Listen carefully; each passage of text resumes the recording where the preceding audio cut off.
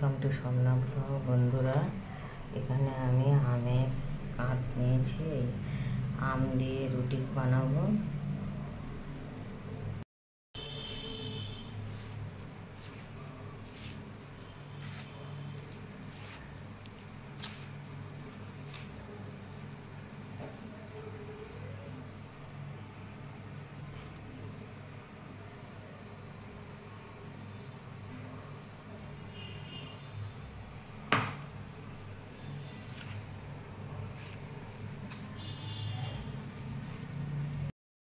দেখো, আম দিয়ে আটা মাখা হয়ে গেছে। এবার আমি ছোটো ছোটো করে লেচি কেটে নেব।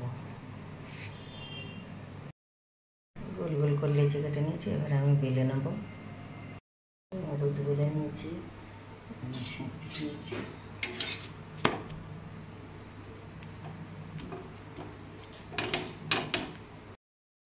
আমের রুটি আমার হয়ে গেছে।